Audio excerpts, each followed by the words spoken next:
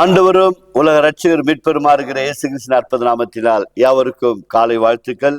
வாழ்வுதரும் முன்னோன் வழியாக உங்களை சந்திப்பதில் மிக்க மகிழ்ச்சி அடைகிறோம். கடந்த நாள்ல செய்தியை கேட்டு, கடந்த நாள் ஜெபித்த ஜெபத்தை கேட்டு அநேகர் எங்களிடத்துல கேட்டுக்கொண்ட அந்த வார்த்தையை நினைக்கும் போது, கர்த்தருக்கு நன்றி சொன்னதை நினைக்கும் போது உண்மை நாங்கள் துதிக்கிறோம் சுவாமி. அதனால் இன்றைக்கும் வேத வசனங்களுக்கு நாம் செவி சாய்த்து வேத வசனத்தை வாசிப்போம். ரோமருக்கு நிருபம் 11ஆம் அதிகாரம் 16 20 முடிய இறை பகுதிகளை நாம் வாசிக்க கேட்போம். மேலும் முதற் பலனாகிய மாவானது பரிசுத்தமாய் இருந்தால் பிசைந்த முழுவதும் பரிசுத்தமாய் இருக்கும். வேரானது பரிசுத்தமாய் இருந்தால் கிளைகளும் பரிசுத்தமாய் இருக்கும்.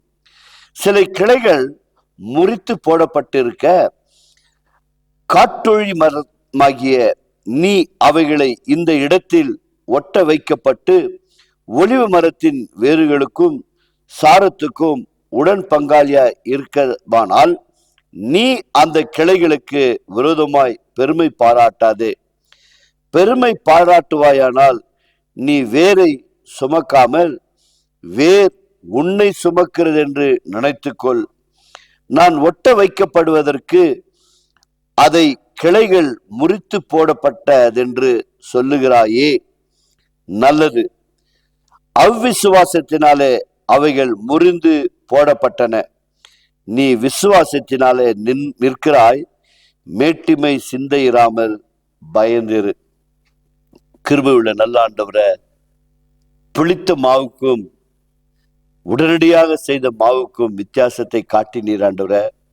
அதே போல் ஒரு கிளை ஒட்ட வைக்கப்பட்டு அது முளைக்கும் என்று சொன்னால் மேன்மை பாராட்ட இடமில்லை என்று சொல்லி தேவனுக்கு பயந்திரு, நீ விசுவாசத்திலே நிலைத்திரு என்று சொன்ன வார்த்தையின்படி இந்த நிகழ்ச்சியை பார்க்கிற தேவனுடைய பிள்ளைகளுக்கு இந்த வேத வசனங்களை தேவ ஆவியான நம்முடைய பிள்ளைகளுக்கு விளக்கி காட்டுங்கப்பா.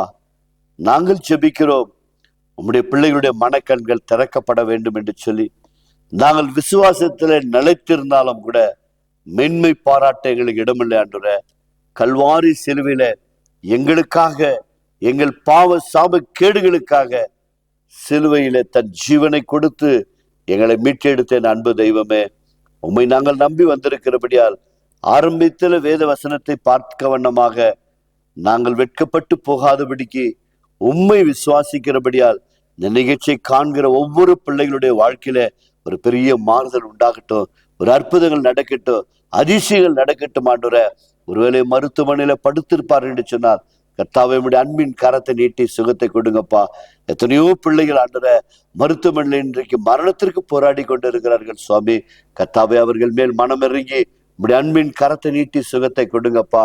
அநேக குடும்பங்களில கஷ்டங்கள் ஆண்டவரே, கண்ணீர் ஆண்டவரே, வியாபாரம் செய்தால் நஷ்டங்கள் ஆண்டவரே, தொழிலை செஞ்சால் சரியான விதத்துல வருமானம் இல்லை ஆண்டவரே.